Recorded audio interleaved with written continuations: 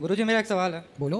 गुरुजी जो घरों में पूजा के नाम पे जानवरों को बलि दी जाती है, ये प्रथा हमारे घर में भी चलती आ रही है। तो उस समय जब राम मंदिर का उद्घाटन हुआ था गुरुजी, तब उस समय मेरे मन में आया था, तो मैंने छोड़ दिया सारा कुछ। सही है। और घर में जब बकरा वगैरह को काटते थे, उस समय मैं बाहर में रहता था, तो मैं घर में उस समय नहीं रह पाता था। तो इन सबको कम कैसे किया जाए और खत्म करने का कोई तो आप उनसे पूछना कि बकरे की बलि क्यों चढ़ाते हो, पूछना। बोलते हैं गुरुजी की माता मांगती हैं, उनको नहीं देंगे तो वो घर में कलेश होने लगेगा। कोई भी माता नहीं मांगती। हम लोग कहाँ बलि चढ़ाते हैं? बलि चढ़ाना है तो अपने घमंड की बलि चढ़ाओ, अपने अभिमान की बलि चढ़ाओ, अपने भीतर की बुराइयों की बलि चढ़ाओ, निंदा की, चुगली की, छल की, कपट की, ईर्ष्या की, द्वेष। जो इतना द्वेष है, इतनी ईर्ष्या है, क्या इसकी बलि नहीं चढ़ा देनी चाहिए? अपने भीतर की बुराइयों की बलि चढ़ा के और अपने भीतर केवल अच्छाइयों को बचाए रखो। बुराइयों की बलि चढ़ाओ। तो बकरे ने क्या बिगाड़ा है? आपके अभिमान की बलि चढ़ाओ।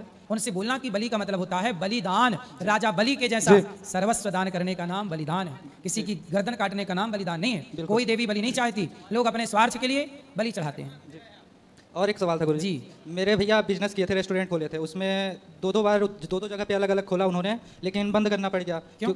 क्योंकि नॉनवेज का था, तो मतलब जगह भी सही नहीं था वहाँ पे, इस वजह से बंद करना पड़ गया। कस्टमर भी नहीं आते थे। तो मैं उनको पहले भी बोला था कि किसी के जान का वो करने से, बिजनेस करने से अच्छा अपने घर में ही कोई छोटा सा बिजनेस कर लो। तो फिर उनका दो बार दुकान भी बंद हो गया। अभी नौकरी कर रहे हैं। रेस्टोरेंट वगैरह खोलने के पहले लोकेशन देखना चाहिए कि उस जगह में लोग आएंगे कि नहीं। यदि गलत लोकेशन में आपने होटल खोल लिया तो वहाँ थोड़ी कोई खाने जाएगा। ये सब चीजें देखने विचार बिना विचारे जो करें सो पाँच पछताएं। जी गुरु।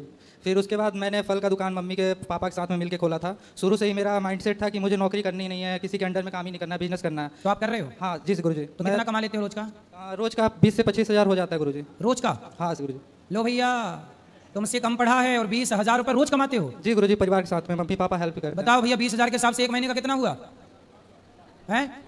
कितना लाख?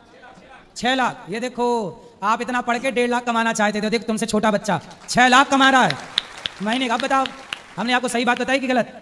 ये देखो, काम कोई छोटा बड़ा नहीं होता। फल बेच के भी ये कमा रहा है तो क्या बुराई है? ऐसी बेटा बिजनेस करो। हम कहते हैं बड़े बड़े कंटेनर भर भर के फलों के विदेशों में भी सप्लाई करो गुरुजी, बड़े व्यापारी बनो।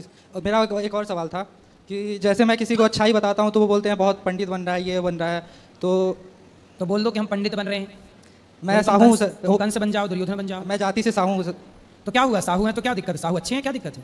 भाई जाति क्या है मायने नहीं रखती बेटा। रैदास जी तो जूता का काम करते थे, जूते बनाते थे रैदास जी। लेकिन वो इतने बड़े भक्त थे कि बड़े बड़े पंडित, बड़े बड़े राजा उनके द्वार पे आकर उनसे ज्ञान लेते थे। यदि आप में काबिलियत है तो लोग थोड़ी जाति थोड़ी मान्य होगी। जातवाद तो अपनी जगह है व्यवस्था के लिए, पर आप में योग्यता है। अब जैसे आप 6 लाख रुपया महीना कमाते हो ना, तो आपसे सबको सीखना चाहिए। आपकी जाति क्या है थोड़ी मायने रखती है।